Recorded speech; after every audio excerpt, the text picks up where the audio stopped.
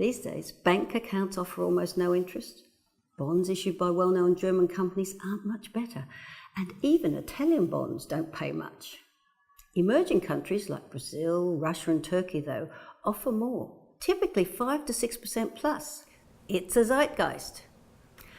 There's no direct currency risk because I'm talking about bonds issued by those countries which are denominated in euros. Emerging market bond yields tend to be dictated by two factors.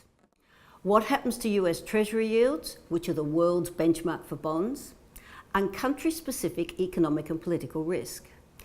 These higher returns come with extra risk, but as part of a broader portfolio, they can increase your yield.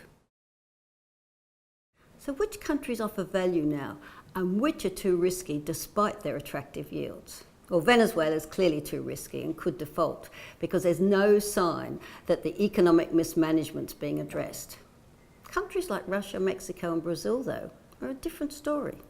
Brazilian and Russian bonds have already bounced a bit, with a new president in place in Brazil and a return to economic growth after a deep recession in Russia. As for Mexico, both Donald Trump and Hillary Clinton can't just tear up an existing trade treaty, and Mexico's prudent economic management hasn't been reflected in higher prices yet. So how can you invest?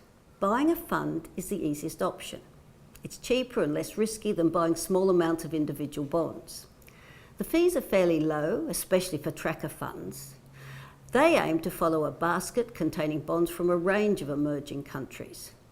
And that gives you the attractive yields on this zeitgeist.